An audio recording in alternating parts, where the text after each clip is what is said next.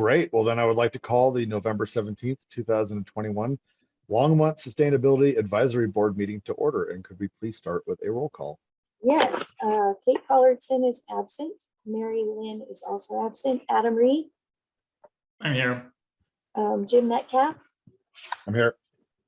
Charles Musgrave is going to be joining us shortly. Kay Vollmeyer. Present. Robert Davidson. Hello. Lisa Knobloch. Here. Annie Noble. Here.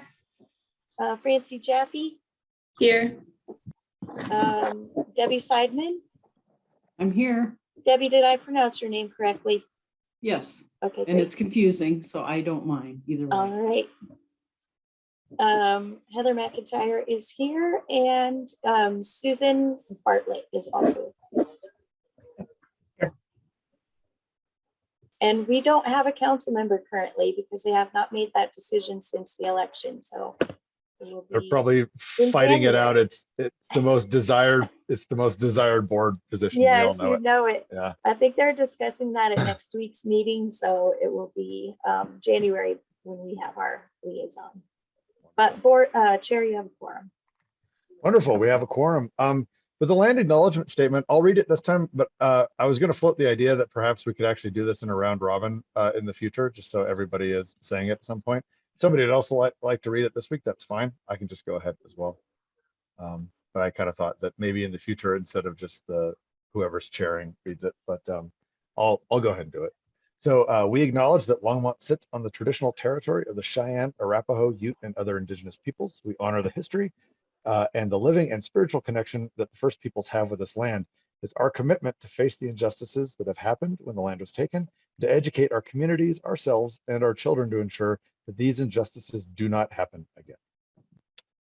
All right, so next on the agenda is the approval of last meeting's minutes. Is there a motion on the floor?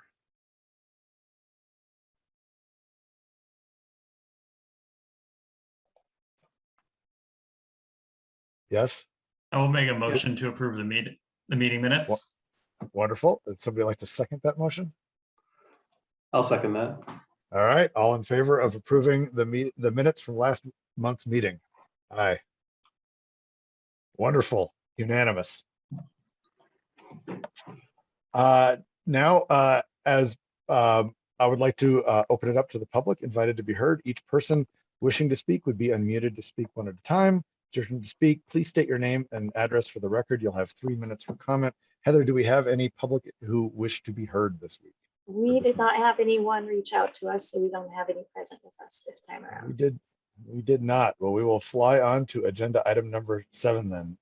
Are there any revisions or submissions of documents that the staff need to bring up? Not that I'm aware of. All right, I will take that as a no. And we are already on to general business after 4 minutes. Man, all right.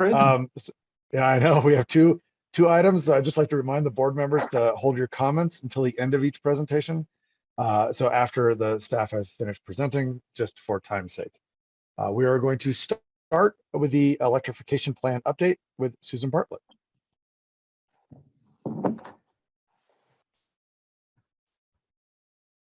Well, thank you, Chair and board members. I like the way you run your meetings. This is great.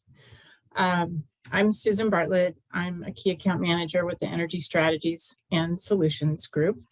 And I recognize many of you from the last time I was able to come and talk with you about electrification, but there may be 1 or 2 new folks. So good to see you all again. Heather, let's see. Oh, no, not yet.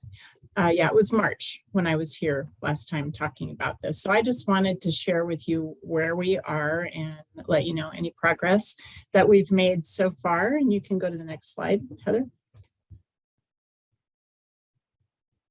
Or am I? Oh, there we go. Beneficial building electrification planning is just one of a number of initiatives to help us move as a community away from fossil fuels toward efficient electricity that will be 100% carbon free by 2030. In addition to the renewable electric energy goal, the city also has goals, as you all are very aware, related to reducing greenhouse gas emissions. And building electrification is one of a number of things that will help us get to those goals. Next slide. And so as a reminder, or for those of you who are new to the board, building electrification is simply shifting from using fossil fuels in buildings to using electric equipment instead for building systems. And it's simple in its basic form, but it's complicated because it involves both new construction and existing buildings, residential and commercial. And we want to get it right. Our planning effort entails also being mindful of affordability and the economics of making the transition to cleaner fuel sources in our built environment. So we're trying to balance all those different tensions. Next slide. We're about midway through our planning process, and that process includes convening an advisory committee. And that committee is made up of 2 city council members. We have Mayor Peck. We also have Council Member Martin. We have several city staff members. Lisa is among them. We also have 2 at-large community members, and then we have representatives from some key sectors like affordable housing and real estate and building and development. We also have a couple of partners at the table from like Platte River Power Authority and also Boulder County.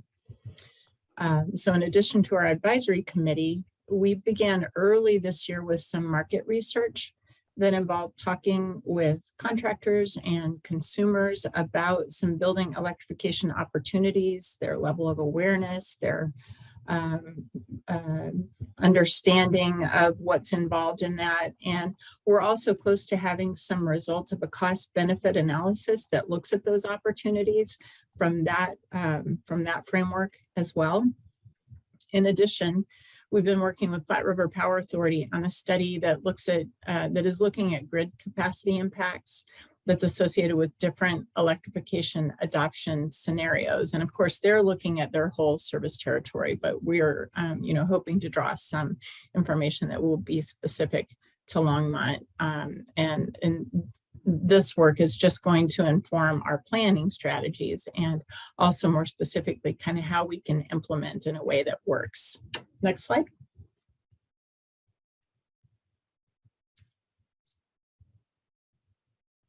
Actually, Heather, I'm going to have you go back one. I jumped ahead.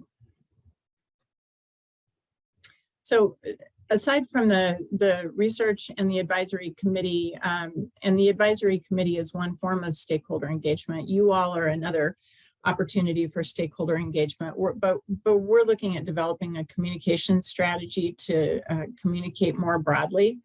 And that's on the next slide. And then we hope to have our plan developed by mid-2022 so that we can begin implementation at that time. Okay, now next slide. As you all know, stakeholder engagement on something like building electrification, which is not an easy topic, is really important. And we want to make sure that we're using all of our avenues for sharing information and also for gathering feedback. So again, we have our advisory committee. We're also working with our consultant to reach out in other ways. That includes some one-on-one interviews with peer cities that are also embarking on this task, talking with key sector representatives, and then we're hosting some focus groups to give us a sense for level of awareness, what the potential benefits and barriers are from those perspectives, and then what are some meaningful ways that we can communicate about building electrification that are going to resonate in a variety of ways in our community. And then finally, we want to continue to be engaged with boards and commissions like yours and other local organizations that are interested in our progress. That could be, the Longmont Sustainability Coalition, ECAT. So there are a variety of options that we're taking advantage of there. Next slide. So far, we've had 4 advisory committee meetings, and during those meetings, we focused on identifying these community priorities. These priorities align with other city efforts. That was something we were intentful about. They're also going to serve as some guideposts for strategies that we're going to put in the plan.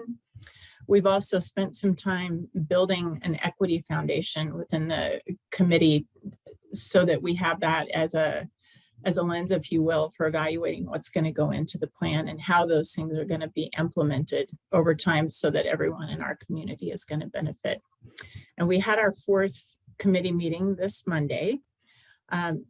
At that time, we had a chance to dive into a host of building electrification best practices, which can be kind of overwhelming. There's just a lot going on right now, and much of it is trial and error. There are new things happening, so it's a lot to sort through. We also, in addition to getting some introductions to some of these best practices, we also talked about how we're going to try and winnow the list and prioritize the things that make the most sense for Longmont. So that's sort of the next big lift for us. Next slide.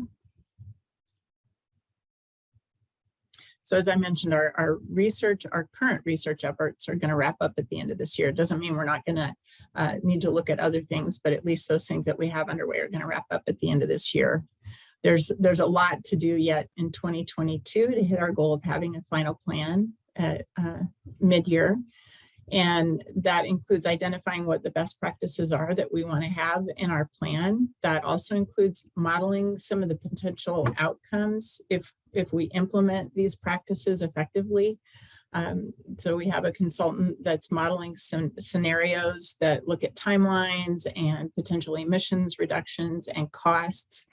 And then we're going to continue to incorporate stakeholder feedback as we flesh out the communication strategy and develop an actionable plan with things that we think we can start working on right away, as well as things that we know will take a longer runway and need more development. And as we get further along in this process, I'm happy to come back and share progress. But again, look for a final plan late in the summer of 2022. And next slide. Any questions? Vice Chair, I just wanted to mention that Charles Musgrave did join us now. And Oh, Charles, welcome, you Charles. should be able to, there you go. All right. Welcome. I see Adam has his hand up. Sure. Thanks, James. And thanks, Susan, for the talk. I had a quick question. Is the PRPA involved in this work at all? Yes, we have a committee member that's from Platte River. And as I mentioned, we're working with them on kind of looking at if we have certain levels of electrification on the grid, not only on our distribution, but related to generation, what does that look like? And how do we need to plan ahead for that? So yes.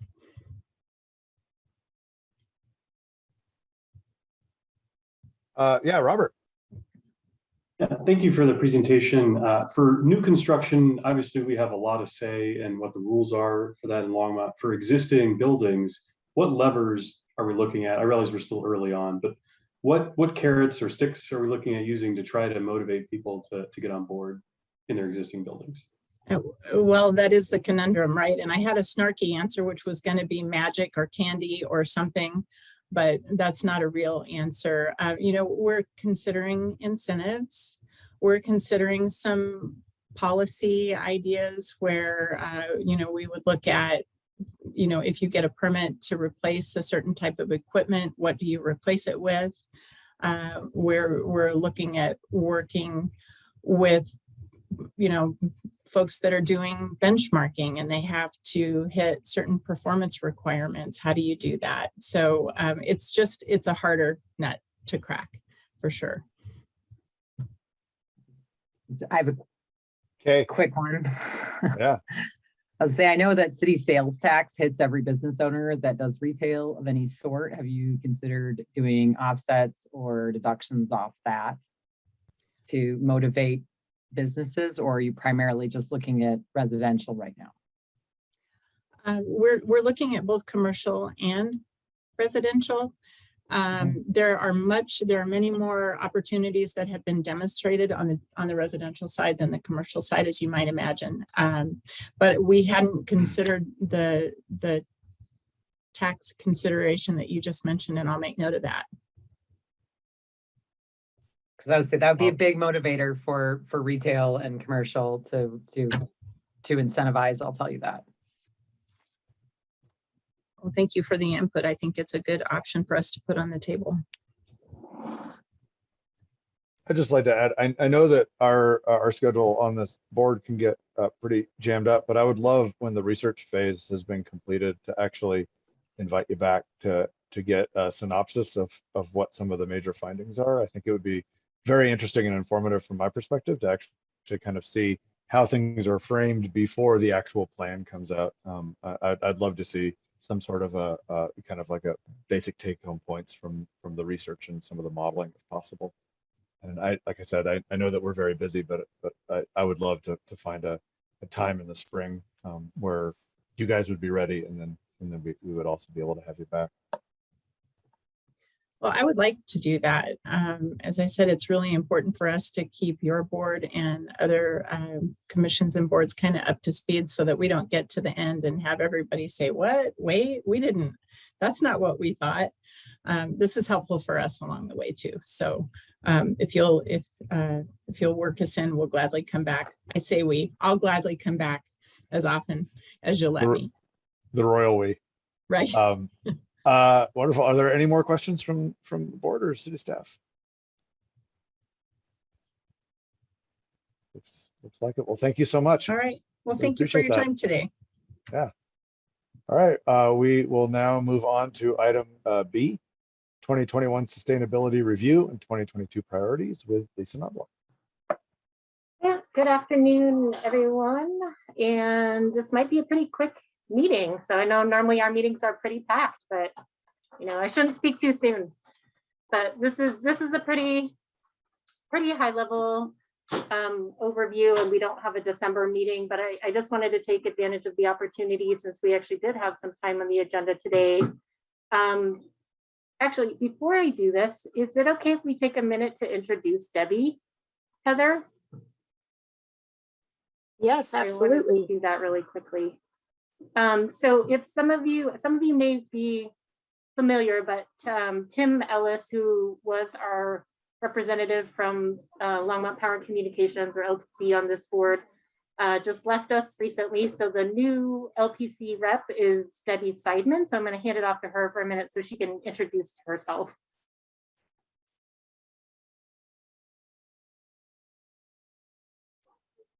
All right, can you see me? Yes. Hear me? Okay, thank you for that introduction. And yes, I am new, representing and working with LPC on this board. I do work for Longmont Power and Communications, which is a municipal utility with the city of Longmont. And my primary role with the city of Longmont is primarily benchmarking of our larger commercial buildings. And right now we have a fairly large voluntary program for buildings 20,000 square feet and larger. And just to give you a little bit about my background, I have an undergraduate degree in engineering, building systems engineering from CU, and an MBA from CSU. Spent many years as mechanical engineer in facilities, also some in the design realm. I do have my PE license, and I've worked with other utilities, and I'm excited to be here at the city and helping with the benchmarking efforts. So thank you. Thanks, Debbie. Welcome. Thank you for that, Lisa, and welcome. Yeah. All right, Heather, so you can pull that back up. Thanks. Great. Okay, so yep. Oh, can you go back one? Yeah, there you go. So okay, there we go. Just wanted to start. All of these things I think are going to be pretty familiar with you all, but it's nice at the end of the year to just take a couple minutes to look back. There's a lot that's happened this year, and then I'm going to highlight some 2022 priorities to give you all a sense of what's going to be coming your way. And then we don't have a December meeting. And so we'll pick back up in January and have a similar conversation that we've had before around what are the top priorities from the board. So Jim, you're talking about making sure to bring back the electrification plan at key points. There's going to be some other things that I'll highlight that we'll just want to make sure really stay at the top of the priority list for this board to make sure that you all are adequately in the loop and providing your expertise and insight into different things that are happening. So you can move to the next slide, Heather. So in the broader climate action space, as we've been keeping you all pretty abreast of the climate risk and vulnerability mapping project, that's wrapping up pretty soon. We had a demonstration with our consultants just this week, and it's really exciting, and I'll be very excited to share with you all the final version of that, although it's really phase one. So we are looking at, as we talked to you about, using sustainability tax money in 2022 to dig into some additional data and really start the planning aspect of what do we do with this information in terms of building resilience for community members. The building electrification plan, as Susan was just talking about, the AMI rollout is underway and is set to be completed by, I believe at this point, early to mid 2023.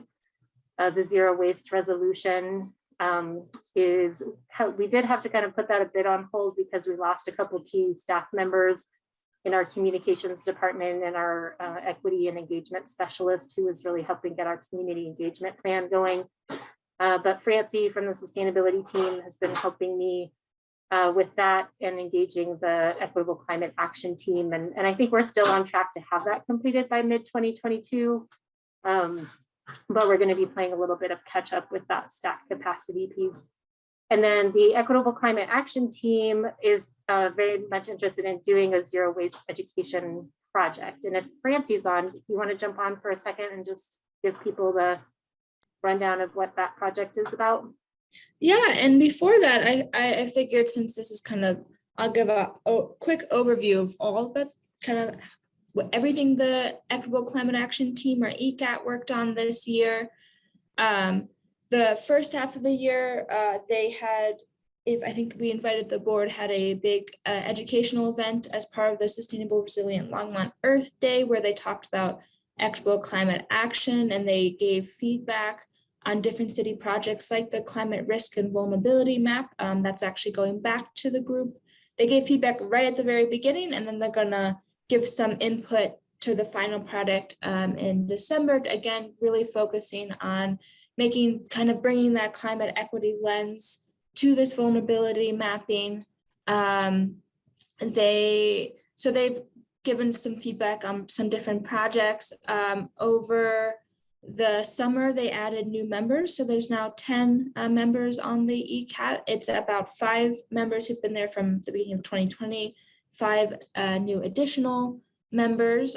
So they've kind of reset and kind of try to focus on areas they wanted to work on. One of them was zero waste, as Lisa mentioned. They also have expressed interest in air quality. So we spent some meetings learning more about kind of what's happening regionally or locally with those efforts. And recently they identified, besides continuing to give feedback on city projects, they really want to do a more actionable project in the community. So one of the members proposed working in finding a local park and neighborhood to really kind of engage that community and increase zero waste education, what is recyclable, what is compostable, also really trying to focus on a park that they might actually work with our park staff and our waste services manager to add more recycling to that park. So it'll be a good opportunity to work on engaging community members who maybe haven't and increasing knowledge of what is recyclable. So we actually tonight, I'll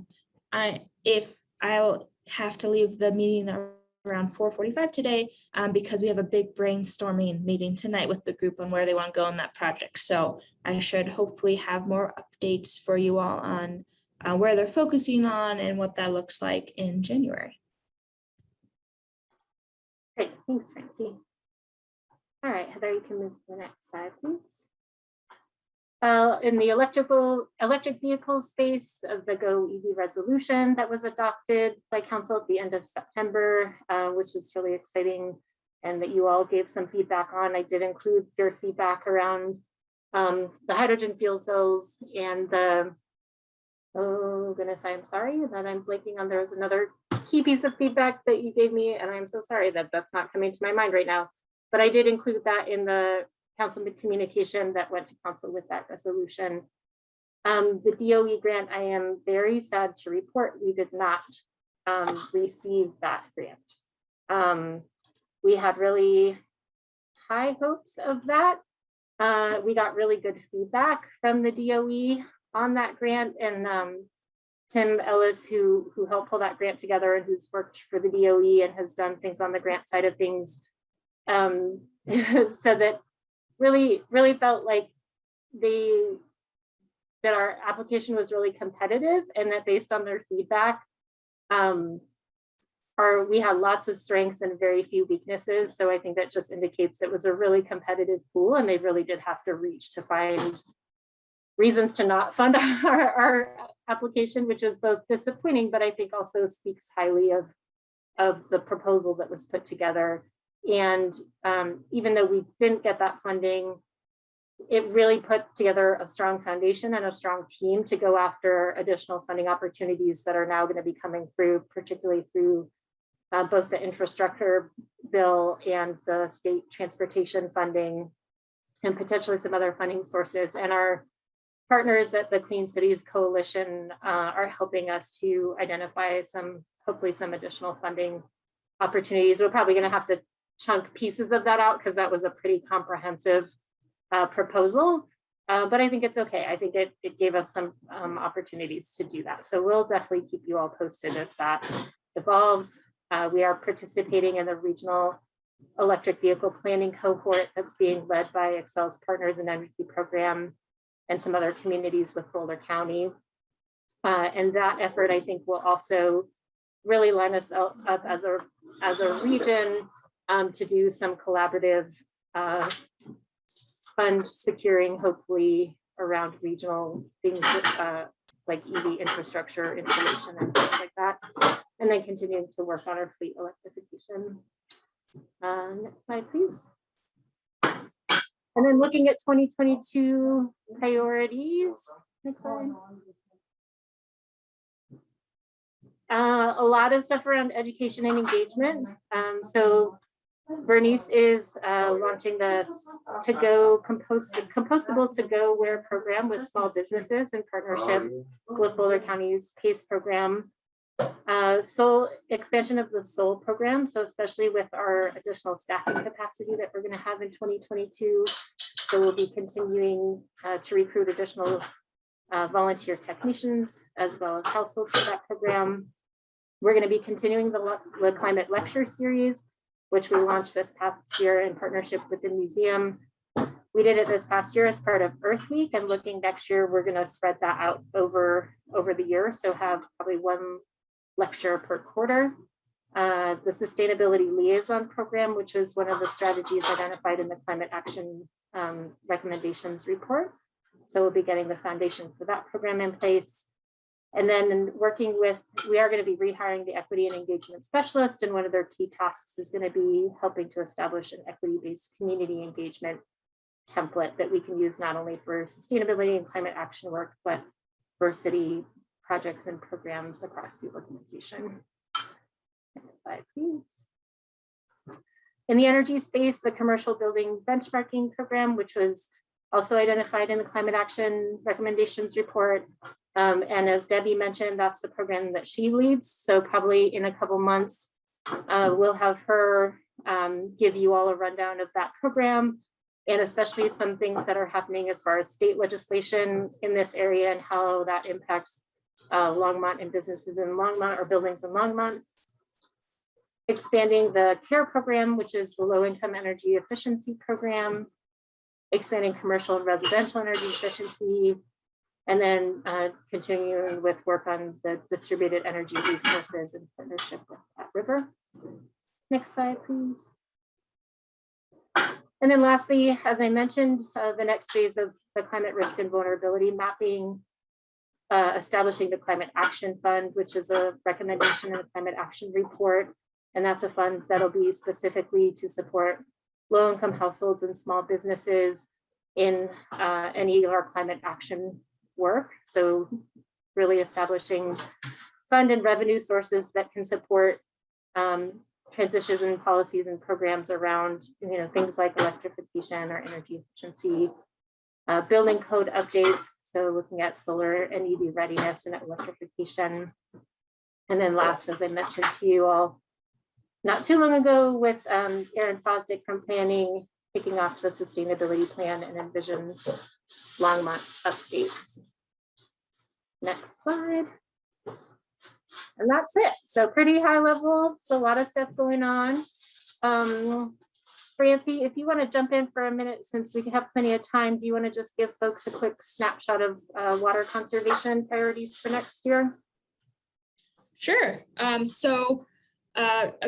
For water conservation right now, we're wrapping up the year, looking into some new projects for next year. We're starting to get data from our automated meter readers into our data management system. So with that, we're looking into, can we do a demonstration project that looks at more proactive continuous usage, specifically trying to identify continuous usage that might be a water leak. So currently our system, when it's billed monthly, we can't, it's usually a high bill alert if someone has a leak. With being able to identify continuous usage within 1 day, 2 days, 3 days, we could be much more proactive and really engage the customer earlier in identifying these leaks at a much faster time frame. So we're looking into how we can do that given our data management system for next year. Our future customer portal, which there's not a current timeline on, would ideally would have some more integrated features that we could engage with the customer.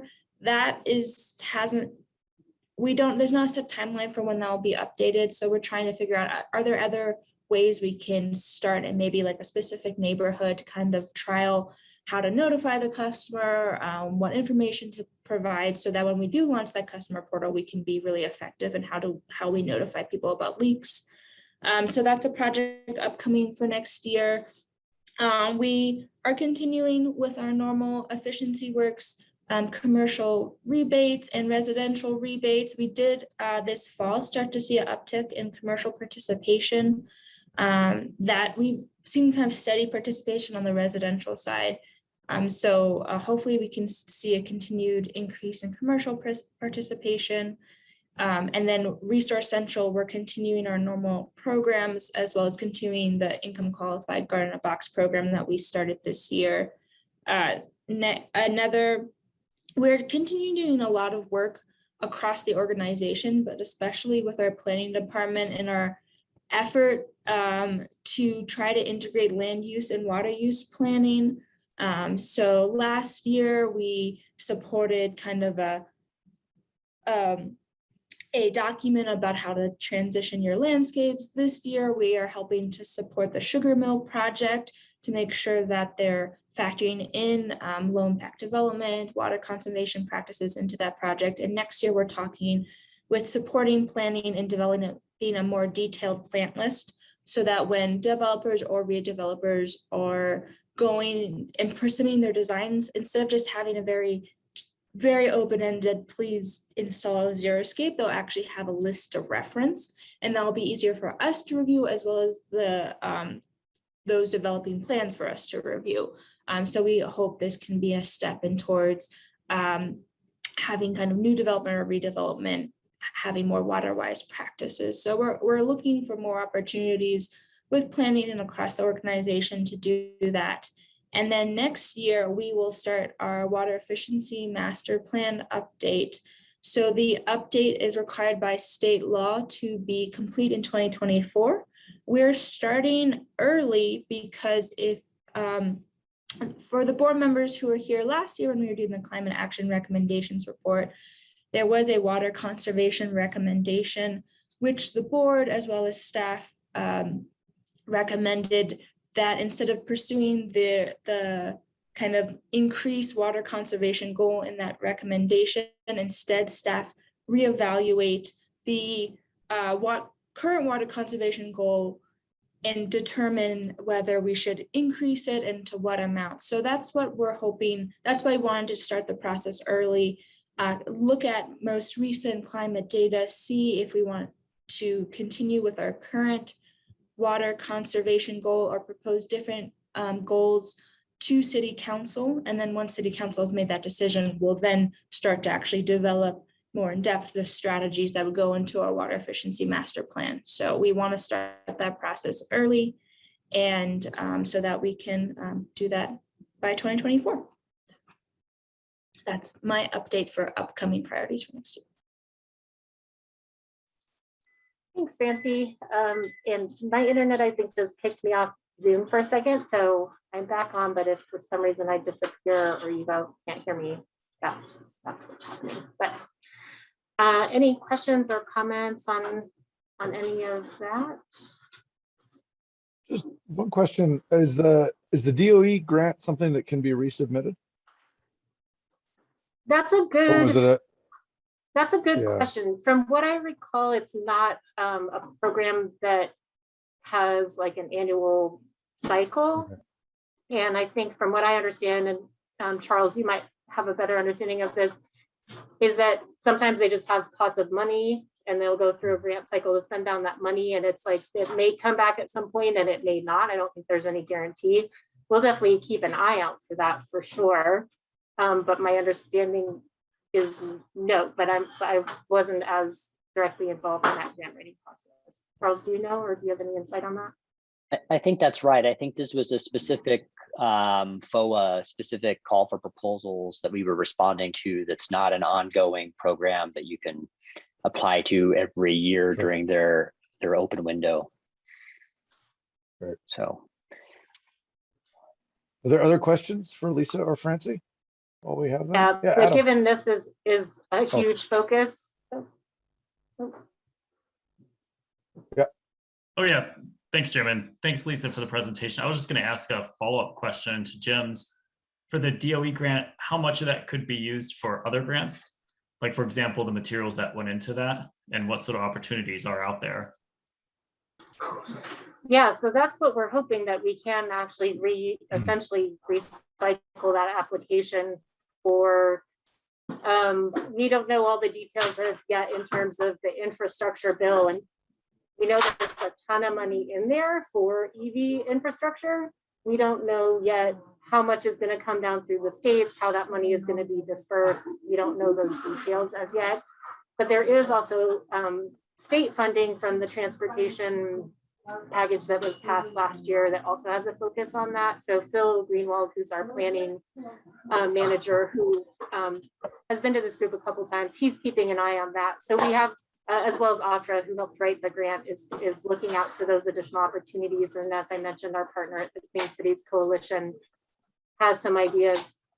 Like I said, I don't think there's going to be another opportunity necessarily where we can resubmit it in its entirety. It was an almost close to $12 million grant, although about 60% of that was a match that we were putting in, but it's still a significant ask. So we'll probably take pieces of that as we can, as given whatever focus areas are coming down from these other sources. So I don't have a more specific answer at this point, but I do feel pretty hopeful because there's a huge focus on this right now.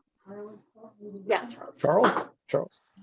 yeah, so the $1.2 trillion infrastructure bill that just passed does have $7.5 billion in it for EV charging stations, but taking that from a bill that's been signed into how they're actually going to implement that. So there's as Lisa said, there's definitely money. It's just a matter of like, how are they going to basically distribute that? Great. Are there other questions for Francie or Lisa? All right. Well, thank you Thank you both then for the presentations. Thank you.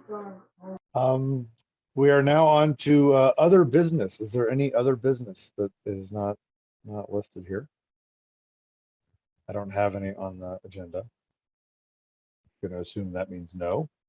Are there any items from staff? I don't have any unless anyone else has anything they want to throw in there. Francie or Annie, either of you? I'm guessing no. I don't have anything. All right. Items from the board. That's us. All right. We have. No Sure. real creativity today here. I'm just saying, it's like we already just ate an enormous Thanksgiving dinner and are all like tired now. It's like the tryptophan is preemptive. We don't have any items from the council because we are a council person less in our group right now. Informational items and board correspondence. Heather, I'm not sure what that means. Yeah, those are just usually the attachments at the end of the packet, but we didn't have any this month. We did not. It was just the minutes. But Jim, I think you were going to do something today, weren't you? Oh, that is true. When Heather told me that I was going to be chair, I asked if I could demand that we have jousting competitions and other feats of strength. But it's a little bit hard to do that remotely, so I think we're going to have to postpone until we're back in person for the feats of strength and daring. We'll look All right, forward to that. We're going to hold you to that, Jim. Yeah, I need everybody to start stretching. All right, well then, if there is nothing else, if nobody has any other things they want to bring up, I think that I'm looking for somebody to move to adjourn. I'll motion to adjourn. For a second. I'll second. All in favor of adjourning?